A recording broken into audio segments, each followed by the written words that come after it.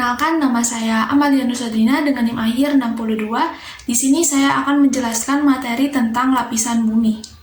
Adapun integrasi pada materi kali ini terdapat pada Quran Surah Al-Baqarah ayat 22. A'udzubillahi minasyaitonirrajim.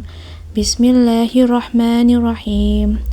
Allazi ja'ala lakumul arda firasan was samaa'a bina'an wa anzala minas samaa'i ma'a fa akhraja bihi minas samarati rizqan lakum fala tas'alu lillahi andada wa antum ta'lamun, yang artinya dialah yang menjadikan bumi sebagai hamparan bagimu dan langit sebagai atap, dan dia menurunkan air, hujan dari langit, lalu dia menghasilkan dengan itu segala buah-buahan sebagai rezeki untukmu, maka janganlah kamu mengadakan sekutu-kutu bagi Allah padahal kamu mengetahui. Quran Surah Al-Baqarah ayat 22. Lapisan bumi ini dibagi menjadi 3. Yang pertama itu ada atmosfer, lalu yang kedua ada hidrosfer, dan yang ketiga ada litosfer.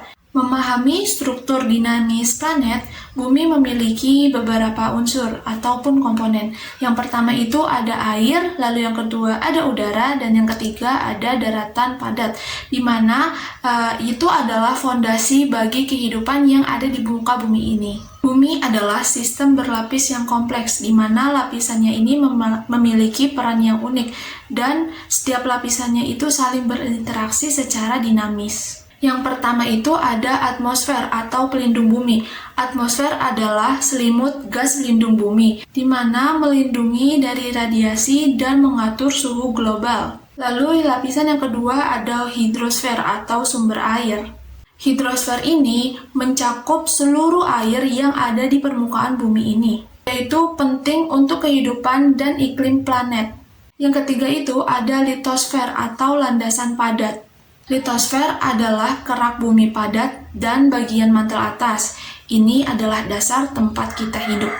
Lapisan yang pertama ini adalah atmosfer, yaitu semua gas kehidupan. Nah, pada atmosfer ini terdiri dari beberapa komposisi. Yang pertama itu terdiri dari nitrogen, yaitu 78%, oksigen 21%, dan argon terdiri dari 0,9%, di mana gas-gas ini yaitu mendukung untuk kehidupan di muka bumi ini. Lalu yang kedua ini ada lapisan vital, di mana lapisan ini terdiri dari troposfer, adalah tempat cuaca terjadi. Sementara stratosfer itu berisi lapisan ozon, lalu lapisan ozon ini menyerap 98% radiasi UV berbahaya. Yang ketiga itu ada pengatur suhu, di mana atmosfer mengatur suhu bumi, mencegah panas ekstrim di siang hari dan dingin ketika di malam hari.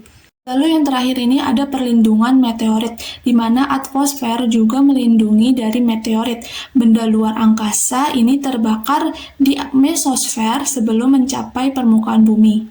Lalu yang kedua itu ada hidrosfer, sumber air kehidupan, di mana terdapat data 97,5% itu sumber air yang ada di permukaan bumi ini terdapat di samudra. Terdapat 1,7% es dan gletser, di mana ini adalah air beku, dan cadangan air ini rentan sekali dengan perubahan iklim. Terdapat 0,7% yaitu berasal dari air tanah, dan 0,01% dari danau dan sungai. Lapisan ketiga yaitu ada litosfer, lapisan padat bumi, di mana litosfer adalah lapisan terluar bumi yang padat dan kaku. Ini membentuk kerak bumi dan bagian atas. Ketebalan kerak ini bervariasi, yaitu mencapai 30-70 km.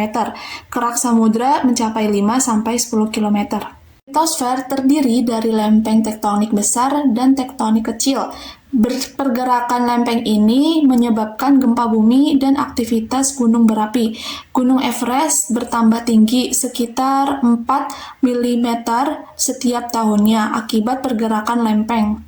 Ini terdapat grafik pada litosfer. Yang pertama itu ada kerak bumi, yaitu tebal dan ringan. Lalu yang kedua ini ada kerak samudra di mana tipis dan padat. Lalu yang terakhir ini adalah mantel atas yaitu kaku. Terdapat interaksi antar lapisan di mana pada atmosfer dan hidrosfer ini adalah siklus air, arus laut, dan badai tropis adalah contoh interaksi vital antara udara dan air. Lalu yang kedua itu ada atmosfer dan litosfer di mana gas vulkanik, badai debu, dan pelupukan batuan menunjukkan hubungan antara udara dan daratan. Hidrosfer dan litosfer yaitu ada erosi, sedimentasi, dan pembentukan daratan adalah hasil interaksi air dan kerak bumi. Dan yang terakhir ada biosfer dengan semua, di mana pada biosfer dan semua ini makhluk hidup berinteraksi dengan semua lapisan membentuk ekosistem yang sangat kompleks. Selanjutnya, penting sekali bagi kita memahami lapisan bumi. Yang pertama itu adalah prediksi bencana, di mana kita bisa memahami lapisan bumi ini untuk memprediksi adanya gempa, banjir, tsunami, badai, dan itu semua bisa menyelamatkan nyawa kita.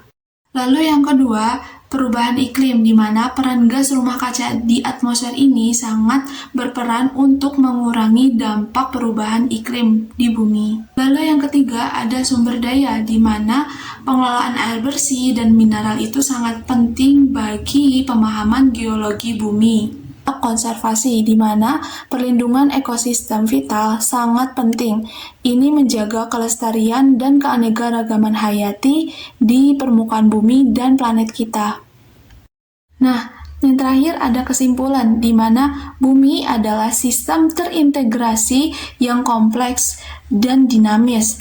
Nah, setiap lapisannya itu sangat krusial bagi keberlanjutan kehidupan di planet kita. Untuk itu, penting bagi kita untuk memahami inti vital yang ada di bumi untuk menjaga masa depan bumi. Marilah jaga keseimbangan lapisan bumi untuk generasi mendatang. Nah, aksi kita hari ini menentukan kondisi planet di masa depan. Itulah pemaparan materi dari saya, kurang lebihnya mohon maaf. Semoga materi yang saya sampaikan dapat bermanfaat bagi kalian semua. Wabillahi taufiq wal hidayah. Wassalamualaikum warahmatullahi wabarakatuh.